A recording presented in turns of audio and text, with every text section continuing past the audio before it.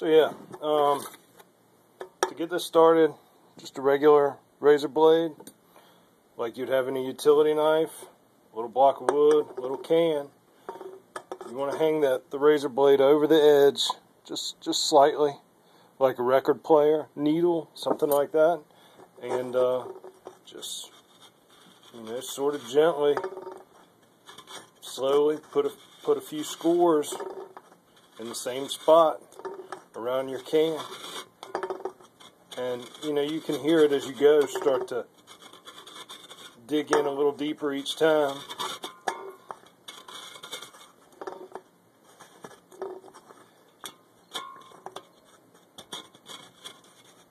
And once you've been around 2 or 3 times and you feel good about your baseline score, just dig it in there a little bit, and you can see it kind of compress the can. And I guess I didn't dig it deep enough yet. You want one real slice in there to get yourself started.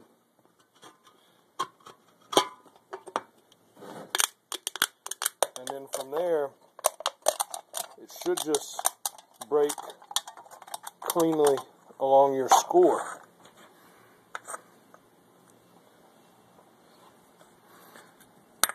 Giving you what you want. Of course, you want to make a couple of those. And what I did to facilitate putting one inside the other was just put a few little small bends in it. I've worked off and on with HVAC stuff, and there's actually crimping tools for doing this, for slipping hard duct together.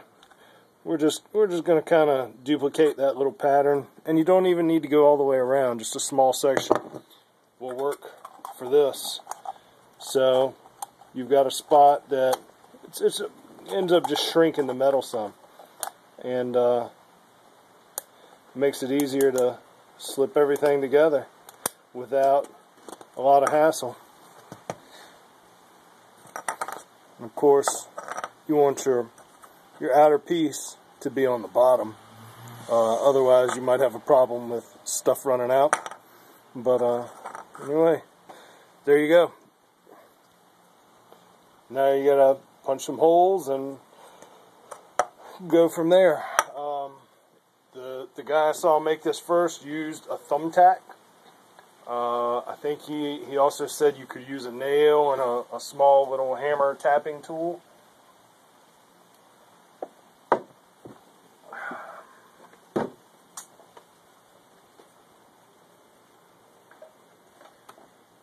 Just kind of glancing around, seeing what I have readily available.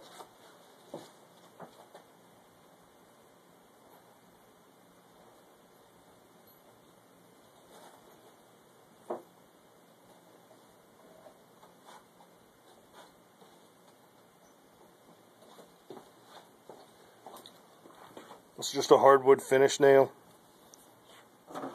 and got a pair of lineman's pliers. You use a hammer if you wanted to, whatever you think you need. The center hole, some might like to do almost even before you put the two halves together, because you can hear the air built up in there. Not having to push against that might make putting your pieces together easier.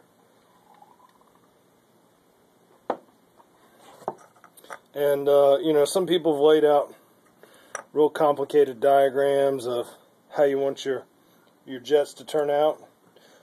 I don't think that's really necessary. I'm just kind of punch one, turn it 180 degrees, punch another, turn it 90 degrees, and each time you go on down. I think the first one I read about, he'd worked his way down to 22.5 degrees.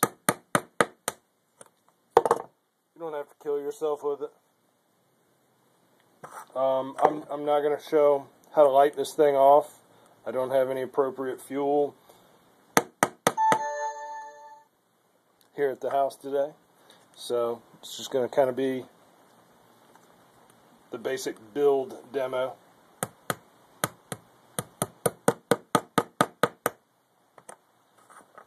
So, just punching some holes in. I'm not going to waste time going through all this.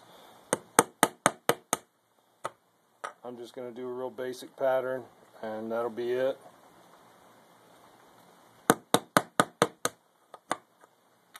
This thing sort of is what it is. To finish up your hole, in your center you want a slightly larger hole. It'll make pouring your fuel in easier. Whatever.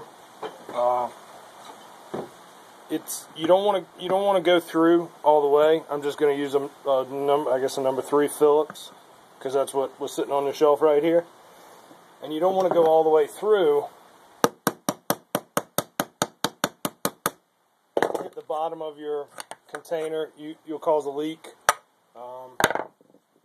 You don't want fuel and leaking out all over, whatever, with active flame. So be careful when you're punching your holes. You don't want to go through the bottom. You want to keep your bottom intact.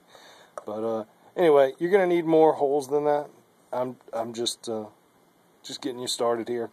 The first one I made filled with denatured alcohol and lit it off, and instead of a Pepsi can stove, or a beer can stove in this case, I had a beer can rocket.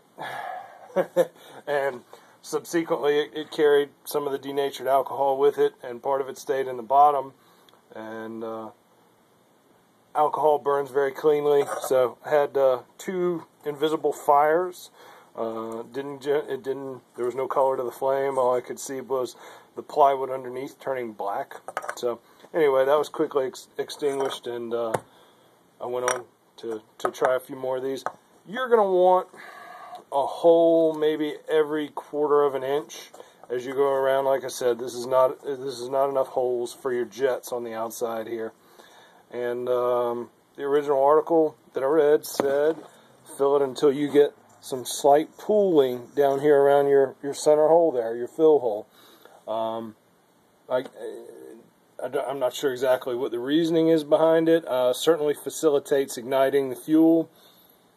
So anyway, if this is helpful at all, I hope you enjoyed it. If this sucked and was rambling and pointless, whatever. This is my first video for this kind of stuff, and I won't say I did my best, but I sort of tried. See you guys.